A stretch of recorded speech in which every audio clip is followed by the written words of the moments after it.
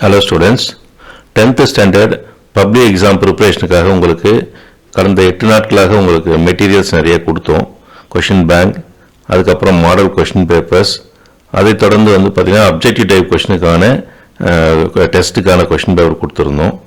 இதெல்லாம் நீங்கள் அது மட்டும் இல்லாமல் எப்படி பார்க்கணும் இந்த 8 நாள்ன்றதுக்கான ஒரு ஸ்டடி சார்ட்டும் கொடுத்துருந்தோம். ஸோ நீங்கள் எந்த முறையில் பார்த்தினாலும் பரவாயில்லை. ஸோ எல்லாத்தையும் தரவாக பார்க்கணும் அப்படின்றது மட்டும்தான் எங்களுடைய எய்மு. ஸோ அந்த இதை முடிச்சிருப்பீங்க நீங்கள். இப்போ நாளைக்கு காலையில் எக்ஸாம் எழுத போகிறவங்களுக்கு இப்போ நான் வச்சு ஜஸ்ட் ஒரு மாடல் எக்ஸாம் ஒரு கொஸ்டின் பேப்பர் போட்டிருக்கேன். இது வந்து நீங்கள் டெஸ்ட்டை எழுதணும்னு போடல, விருப்பப்பட்டவங்க என்ன டவுன்லோட் பண்ணி எழுதி பாருங்கள். ஏன்னா வழக்கமாக நம்ம இது வரைக்கும் இங்கிலீஷ் மீடியத்துக்கும் தமிழ் மீடியத்துக்கும் செப்பரேட்டாக தான் கொஸ்டின் பேப்பர்ஸ் போட்டுட்ருந்தோம் யூடியூப்பில். பட் நம்ம பப்ளிக் எக்ஸாம் தெரியும், இப்போ தமிழ் இங்கிலீஷில் அந்த மாதிரி பிரச்சனை இருக்காது. இனி மேத்ஸில் இருந்து உங்களுக்கு 2 மீடியமும், அதாவது தமிழ் மீடியமும் இங்கிலீஷ் மீடியமும் ஒரே கொஸ்டின் பேப்பரில் வரும். ஸோ அந்த மாதிரி வரும்போது நம்ம எப்படி வந்து கொஸ்டின் பேப்பர் இருக்குன்றது பார்க்கணுன்றதுக்காக தான் இந்த கொஸ்டின் பேப்பர் போட்டிருக்கேன்.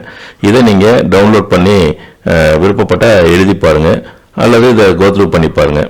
அது மட்டும் இல்லாமல் இந்த டிஸ்கிரிப்ஷன் பாக்ஸில் செப்டம்பர் 21, மே 22, மார்ச் 23, 24, 25 இதோட பப்ளிக் கொஷின்ஸ் மேத்தமெட்டிக்ஸ் எக்ஸாமோட பப்ளிக் கொஷின்ஸ் ஒரிஜினல் கொஷின் போட்டிருக்கேன்.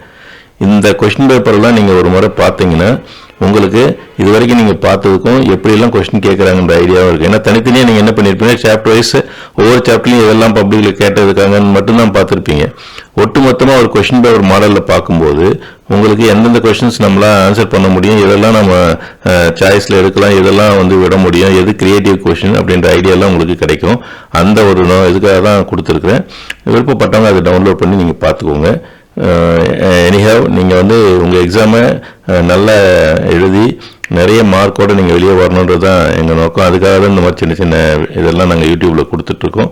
இதை பயன்படுத்திட்டு இருந்தீங்கன்னா நிச்சயமாக உங்களுக்கு நல்ல மார்க் கிடைக்குன்றது எந்த டவுட்டும் கிடையாது. நீங்கள் நல்ல மார்க்கோடு நாளைக்கு எக்ஸாமில் எந்த டென்ஷன் இல்லாமல் எழுதுங்க. இந்த இன்ஸ்ட்ரக்ஷன்ஸ் எல்லாம் படித்து பாருங்கள். இந்த இன்ஸ்ட்ரக்ஷனில் முக்கியமான இன்ஸ்ட்ரக்ஷன் பார்த்தீங்கன்னா, check the question paper for fairness of printing.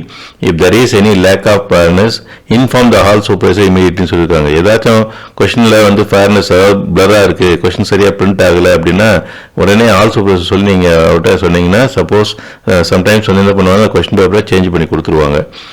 அதுக்கு முன்னாடி என்ன பார்க்கணும்னா, இங்கே மேலே பாருங்கள் நம்பர் ஆஃப் பேஜஸ் நான் போட்டிருக்கேன். இங்கே வந்து 11 போட்டிருக்கேன். அதே மாதிரி உங்களுக்கு கொடுக்குற கொஸ்டின் பேப்பரில் எத்தனை பேஜ்னு போட்டிருப்பாங்க, அத்தனை பேஜ் வந்து கரெக்டாக இருக்கா கன்சிக்யூட்டிவாக பார்த்துக்கோங்க. வரிசையாக பிரிண்ட் ஆயிருக்கா பேஜஸ்லாம் பாருங்கள்.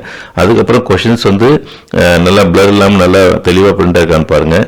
நீங்கள் எழுதுறதுக்கு ப்ளூ அல்லது பிளாக் இங்க் யூஸ் பண்ண சொல்லியிருக்காங்க. எழுதுறதுக்கும் அன்லைன் பண்ணுறதுக்கும் டயக்ராம்ஸ் எல்லாம் பென்சிலில் ட்ரா பண்ணணும்னு சொல்லியிருக்காங்க. இந்த இன்ஸ்ட்ரக்ஷன் எல்லாம் கரெக்டாக ஃபாலோ பண்ணிக்கோங்க.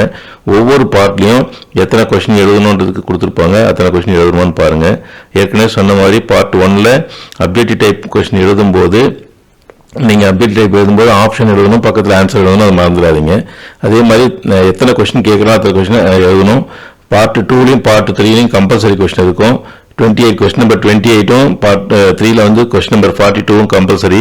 அது போக தான் மீதி சாய்ஸ் நீங்கள் எழுதணும், அதை மறந்துடாதீங்க. நீங்கள் உள்ளவே சாய்ஸில் இருக்கிறது நம்பர் ஆஃப் கொஸ்டின்ஸ் எவ்வளோ கேட்குறோம் அது அப்படியே உள்ளவே எழுதக்கூடாது.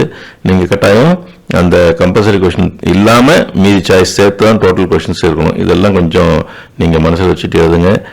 கொஸ்டின் பேப்பர் வாங்கணுன்னே எந்த டென்ஷனும் வேண்டாம். எல்லாமே நீங்கள் படித்த கொஸ்டின் தான் இருக்கும். ஏன்னா இவ்வளோ நாள் பார்த்துருக்கீங்க, இத்தனை டெஸ்ட்டு ஸ்கூலில் எவ்வளோ டெஸ்ட் வச்சுருக்காங்க, டீச்சர்ஸ் எத்தனையோ முறை உங்களுக்கு இன்ஸ்ட்ரக்ஷன் கொடுத்துருக்காங்க. அத்தனை இன்ஸ்ட்ரக்ஷன், அத்தனை கொஷின், அதே மாதிரி டெஸ்ட் நீங்கள் எழுதின டெஸ்ட்டு ஆஃப் இயர்லி, குவார்டர்லி எல்லாமே எழுதிருக்கீங்க. அதுக்கெல்லாம் கம்பைன் பண்ணி தான் அந்த கொஸ்டின் பேப்பர் இருக்கும். அதனால் எந்த விதமான டென்ஷன் இல்லாமல் ஃப்ரீயாக போயிட்டு எக்ஸாம் எழுதிட்டு வாங்க. All the best. தேங்க்யூ.